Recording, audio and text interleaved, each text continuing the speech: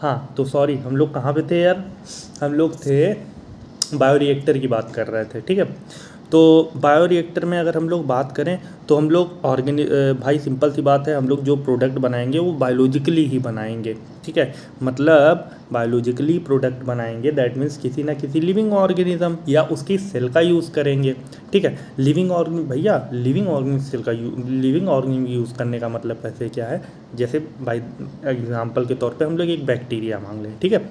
अब बैक्टीरिया मान लें, जैसे कि हमने क्या करा, एक प्लाज्मिड लिया, ठीक है। हमें सपोज दैट इंसुलिन बनवाना है यार, ठीक है। तो इंसुलिन बनाना लार्ज स्केल पे, बायोरिएक्टर का यूज़ कर रहे हैं तो सिंपल सी बात है लार्ज ही स्केल पे बनवाएंगे। तो लार्ज स्केल पे हम लोग बनवाएंगे तो होगा क्या, हम लोग अपना वही फिनोमिना यार, प्लाज्मिड के अंदर हम लोग इंसुलिन वाला जीन ऐड करेंगे, वो अपनी पुरानी बातें, ठीक है, बचपन वाली। उसके बाद हम लोग अपना प्लाज्मिड रिकॉम्बिनेंट प्लाज्मिड तैयार करेंगे, उसके बाद हम इसको इकोलाई में ट्रांसफ़र करेंगे, ठीक है। ट्रांसफ़र करने के लिए वही पुरानी कहानी, कैसे क्या है, हाँ ठीक है। तो अपना वो कॉम्पिटेंट होस्ट बनवा के आराम से वो ट्रांसफ़र कर देंगे, ठीक है। अच्छा प्लाज्मिड, अब क्या होगा, अब सिंपल सी बात है, हमें लार्ज प्रोडक्शन करवाना, हमें इंसुलिन जो है लार्ज अमाउंट पे चाहिए, क्या है, इंसुलिन जो है लार्ज अमाउंट पे चाहिए ना। अच्छा अब बात करें, उस बैक्टीरिया को अपन बढ़िया बायोरिएक्टर वेसल में डालेंगे। वेसल का मतलब एक बर्तन है, बड़ा भयंकर भयंकर एकदम टैंक टाइप का होगा, जैसे अल्कोहल बनाने वाले वेसल होते हैं यार, वो बायोरिएक्टर ही है बिल्कुल। वो जो हम लोग पढ़ते हैं माइक्रोब्स एंड ह्यूमन वेलफेयर में, वो जो टैंक वैंक देखते हो बिल्कुल, अरे बिल्कुल भाई बायोरिएक्टर है। हाँ बायोरिएक्टर के जो वेसल होते हैं वो 100 से लेकर 1000 लीटर तक होते हैं, ठीक है। मतलब इतना कंटेंट हम उसमें ऐड कर सकते हैं। हाँ हाँ हाँ, न्यूट्रिशन वगैरह माइक्रोब्स वगैरह, मतलब न्यूट्रिशन और अपना ये जो सेल वेल मिला के बायोलॉजिकल, चाहे वो सेल हो चाहे वो ऑर्गेनिज्म हो, ठीक है। तो 1000 लीटर उसकी कैपेसिटी होती है बायोरिएक्टर की। ओके, तो अब हम क्या करेंगे, बात सुनना हमारी थी।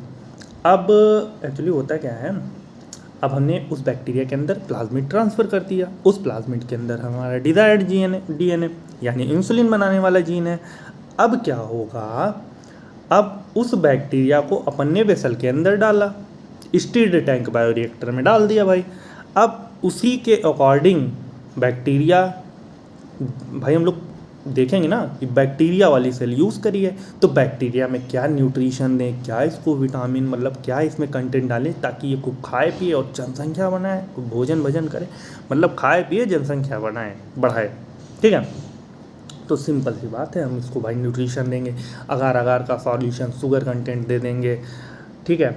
और बढ़िया और पहले बायोरिएक्टर को ट्रांसफ़र करने से पहले ऐसा कुछ करेंगे ताकि बायोरिएक्टर में कोई पहले से उसमें कोई कंटामिनेशन ना हो, ठीक है।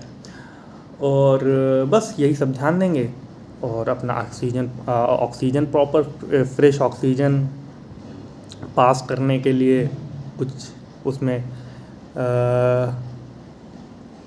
अरे रास्ता बनाएंगे, बायोरिएक्टर में होता ही होगा यार, तो वहाँ से फ्रेश ऑक्सीजन जाती रहेगी, फ्रेश एयर मिलेगी, ठीक है। और ये आराम से उसी में रास्ता एक होगा जहाँ से हम अपना ऐड ऑन करेंगे फ्रेश ये कंटेंट जो होगा उसके न्यूट्रिशन का।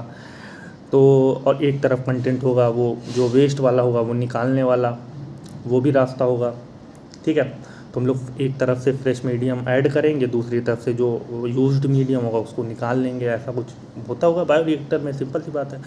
अब होगा क्या, हम लोग उस बायोरिएक्टर में उसको बैक्टीरिया को डाल देंगे और उसके अकॉर्डिंग बढ़िया आराम से पीएच टेम्परेचर जो इसको पसंद है, एयर बढ़िया कंटेंट, उसको शुगर उगर बढ़िया खाना पीना उसका ऐड कर देंगे।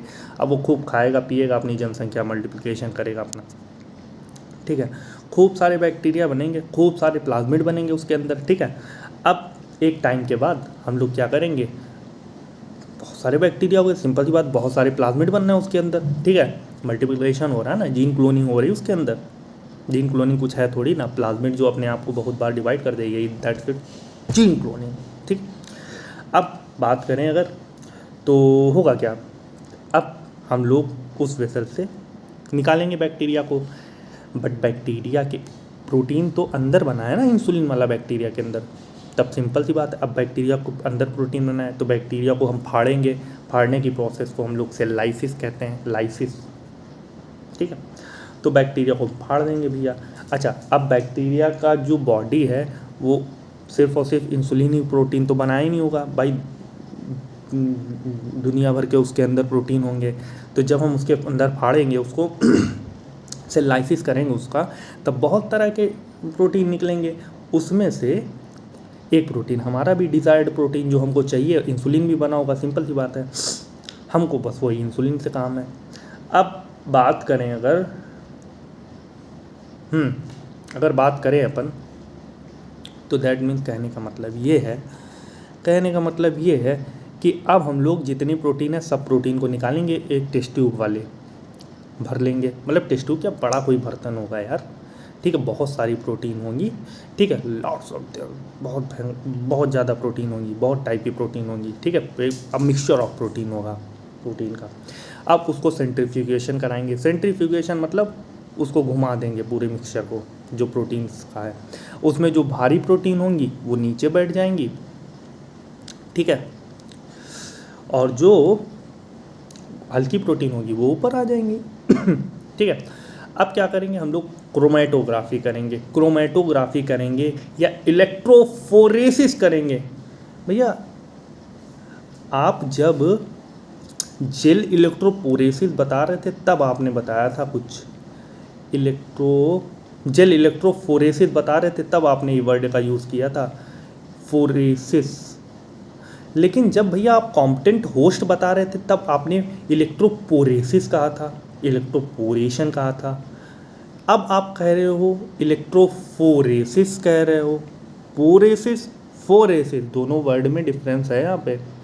इलेक्ट्रोफोरेसिस का मतलब होता है कि इलेक्ट्रिक फील्ड जनरेट करवाना, इलेक्ट्रोपोरेसिस का मतलब होता है पोरेशन, मतलब पोर्स करवाना, ताकि हमारा डीएनए उसकी बॉडी में इंटर कर जाए। दोनों वर्ड में यहाँ पे डिफरेंस है, ठीक है, समझ गए। उसको हम लोग इलेक्ट्रिक शॉक देंगे पोरेसिस में। और फोरेसिस में क्या करेंगे हम लोग, क्या करेंगे फोरेसिस में, बैटरी लगा के इलेक्ट्रिक फील्ड जनरेट करवा के उसमें बहुत सारे प्रोटीन्स डालेंगे, और हमें जो प्रोटीन चाहिए, जिस साइज़ का प्रोटीन चाहिए, हमें तो पता ही है भाई, हमारा इंसुलिन प्रोटीन का पहले से हमें नॉलेज साइंटिस्ट को होता ही है कि भाई इसका कितना ये प्रोटीन है, कितने साइज का प्रोटीन है, उस साइज़ पे वो इलेक्ट्रोफोरेसिस वाली मशीन पे, बेसिकली वो जेल इलेक्ट्रोफोरेसिस ही होती है मशीन, और उस पर ये उतने साइज में ये सेपरेट हो जाते हैं इलेक्ट्रिक चार्ज की वजह से, और हम लोग अपना जिस साइज़ का हमको चाहिए उस साइज़ के अकॉर्डिंग ये प्रोटीन अलग अलग हो जाते हैं। जितने सारे प्रोटीन हैं उसमें कुएँ बने होते हैं, सारे प्रोटीन का मिक्सचर ऐड कर दिया, ठीक है, इलेक्ट्रिक बैटरी लगा के ऑन कर दिया, इलेक्ट्रिक फील्ड जनरेट हुई, सारे प्रोटीन जितने बने सब अलग अलग हो जाएंगे, ठीक है। हमको जिस साइज़ का प्रोटीन चाहिए उसमें साइज़ लिखा होता है उस मशीन में, जेल इलेक्ट्रोफोरेसिस वाली, हम अपना निकाल लेंगे, बस हमको वही डिज़ायर्ड प्रोटीन चाहिए, ठीक है। तो समझ गए, ऐसे हमको प्रोटीन मिल जाएंगे अपनी। और अब इस प्रोटीन को, इसको कहते हैं प्यूरीफाई करना, मतलब सेल लाइसिस करके प्रोटीन को प्यूरीफाई, और प्यूरीफाई कर हम लोग कई सेपरेशन टेक्निक करते हैं। उसमें पहली जो सेपरेशन टेक्निक करी है उसका नाम था सेंट्रीफ्यूगेशन, दूसरी ये इलेक्ट्रोफोरेसिस करवा लो या क्रोमेटोग्राफी करवा लो। भैया इलेक्ट्रोफोरेसिस तो आपने समझा दिया, सेपरेशन टेक्निक बता दिया कैसे क्या है, लेकिन भैया क्रोमेटोग्राफी आपने नहीं बताई, ये कैसे यूज़ होती है बताते हैं यार। क्रोमेटोग्राफी काहे के लिए बैठे हैं, ठीक है। तो क्रोमेटोग्राफी अगर बात करें हम लोग, क्रोमेटोग्राफी, ध्यान से सुनना हमारी बात, देखो क्रोमेटोग्राफी एक ऐसी टेक्निक होती है कि जैसे सेंट्रीफ्यूगेशन कराया, क्रोमेटोग्राफी में एक कॉलम होती है, वो कॉलम जो होती है टेस्ट ट्यूब होती है, ठीक है। उस टेस्ट ट्यूब को अब हमको इतना पता है, हमारा चूँकि इंसुलिन का प्रोटीन जो होता है हल्का होता है वेट में, तो हमने जब सेंट्रीफ्यूगेशन कराया तो ऊपर जितनी सारी हल्की प्रोटीन थी सब आ गई। अब उस कॉलम के अंदर हमने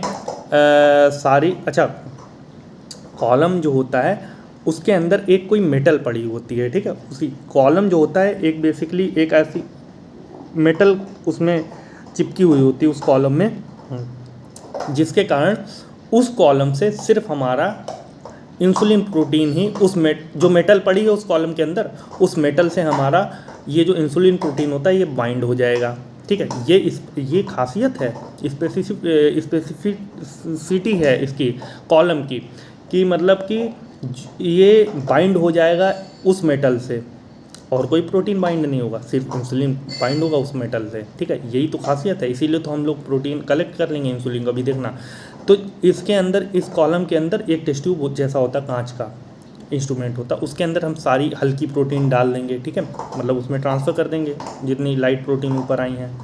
ठीक है, क्योंकि उसी में हमारा एक इंसुलिन प्रोटीन भी है। अब उस कॉलम से मेटल भी है, अब मेटल के किनारे किनारे ये समझ लो उसमें कांच की जो वो अपना ये टूल है, इसमें कुछ पोर्स हैं। ठीक है, तो उन पोर्स की साइड से ये जो हमारी और हल्की प्रोटीन्स हैं वो चूँकि मेटल से बाइंड नहीं हो पाएंगी, वो निकल जाएंगी बाहर, और ये इंसुलिन वाली प्रोटीन उसके अंदर जो मेटल पड़ी है उससे बाइंड हो जाएगी।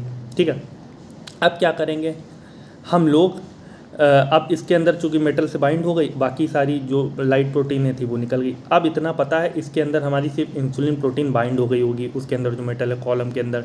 अब हम क्या करेंगे, उसमें एक ऐसा सॉल्यूशन वगैरह कुछ डालेंगे, कुछ केमिकल डालेंगे, जिसके कारण वो मेटल से प्रोटीन हमारी इंसुलिन अलग हो जाएगी। फिर इंसुलिन को हम लोग निकाल के अपना वो करेंगे, लाइट वेट करके मार्केट में सेल करेंगे। ठीक है, okay, take care, bye bye.